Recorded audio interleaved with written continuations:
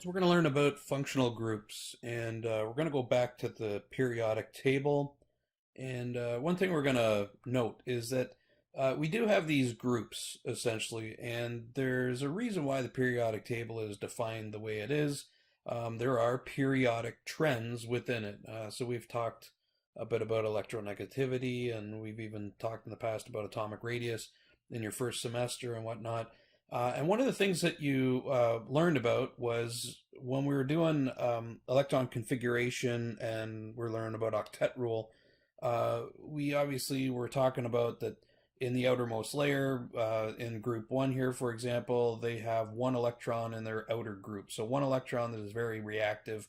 And the tendency is for all of these atoms in this group to give up one electron. So we can see that all these atoms have very similar sort of features when it comes to the chemistry. And same thing over here, if I were to go to the halides, the fluorine and chlorine and bromines, they all have 7 electrons, and they'd actually like to gain 1 electron in order to become fulfill their octet and become like the noble gases. So what we're dealing with in organic chemistry is a combination of these atoms. So if we have, for example, carbon, hydrogen, and oxygen combined together in some sort of fashion, we would find that the chemistry that occurs out of the individual atoms start to combine together into the groups. They gather themselves over into the groups, and so the group itself will actually have a specific chemistry as well. And so this is the concept then of a functional group. So if I have groups of atoms bound together, they actually work in a characteristic and predictable way. In fact, they even have predictable physical properties, and we're going to learn how to name them as well. So this conveys various properties to the organic molecules, and it helps determine the chemistries, and we usually refer to these compounds by their generic names. And the generic names are their functional groups. So it's an acid, it's an ether, it is an alcohol. So I'll give some examples of where we're going to use these, or examples of some functional groups. So if I were to have a skeletal or line drawing here, I've got 2 carbons and I've got an OH group attached to it. If we have this specific sp3 hybridized carbon with an OH attached to it, we can define this as an alcohol. And so we can use them in beverages and fuels and solvents. If we have an ether essentially is an oxygen atom, and there's 2 lone pairs here. Note before in the dipole, or sorry, in the Lewis dot diagram video, I said that we don't have to always have these in here. It's implied that the octet is fulfilled by the oxygen. There are 2 lone pairs here, and that pushes the carbon atoms down into a bent shape. And these 2 carbons here are sp3 hybridized. So if I have sp3 hybridized carbon here, sp3 hybridized carbon here, sp3 hybridized oxygen here, this is an ether.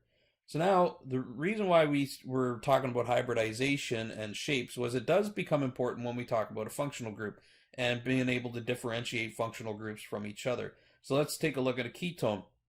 The ketone here is a C carbon, C, bound to an oxygen, but we'll note that there is a double bond here. So this carbon is an sp2 hybridized carbon. The oxygen's sp2 hybridized. And note on either side, I've got an sp3 hybridized carbons on either side. If we have this type of configuration, we have a ketone. This is a phenol. We're actually not going to deal with that this semester, but I want to notice the difference between an aldehyde and a ketone. So an aldehyde also has an sp2 hybridized carbon attached to an sp2 hybridized oxygen. That is the carbon-oxygen double bond. It has an sp3 hybridized carbon attached to it, and there can be other stuff attached beyond this as well. And there is a hydrogen. So notice that there is a difference between these two. The ketone and the aldehyde actually have a difference in chemical properties as well. Not just that, but even the smells. So there's aldehydes are really, really nice perfumey type smells, different than the ketones, and they actually lend themselves to different properties, and they're much more reactive than the ketones themselves. Ketones can be used as solvents, meaning other reactions can occur in the ketone, whereas aldehydes are typically the reactions occur to them.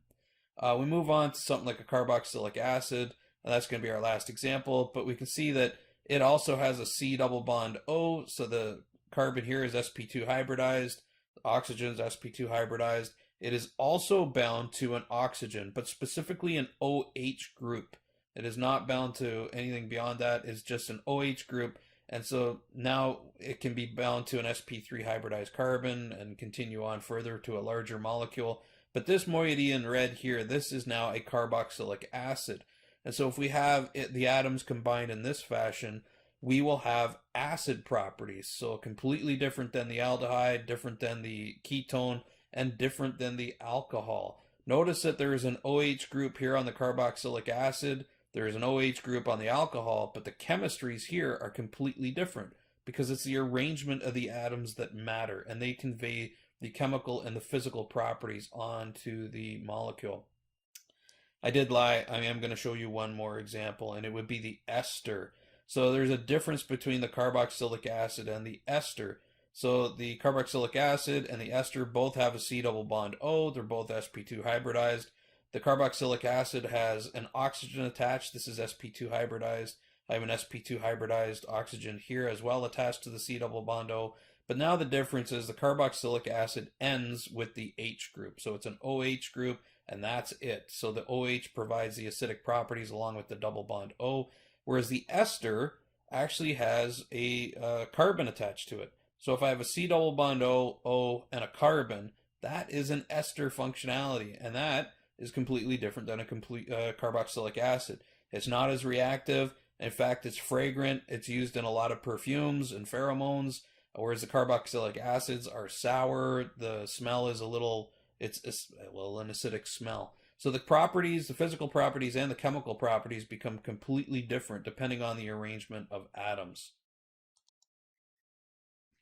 So in our course, what we plan to do is deal with functional groups as well, because it's organic chemistry.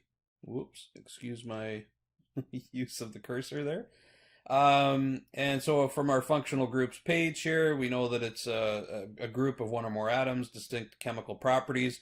But specifically what I want to refer to is this table here, simplified summary of IUPAC naming with examples. And this table is what what I expect you to know in terms of functional groups. So this is where we're going to start identifying different types of functional groups. You need to know how to identify an acid, an anhydride, ester, acid halides, amides, nitriles, aldehydes, ketones, alcohols, not phenols, amines, alkenes, alkynes, alkanes, ethers, alkyl halides. So those you need to know. I do have a nitro group in here, but we have no naming that involves a nitro group, and we have no naming that involves a phenol as well. But beyond that, we are working on all of these functional groups, and we will be referring to them when it comes to physical properties, when it comes to naming, and when it comes to the synthesis and reactions. So please start memorizing these functional groups. You need them for this course.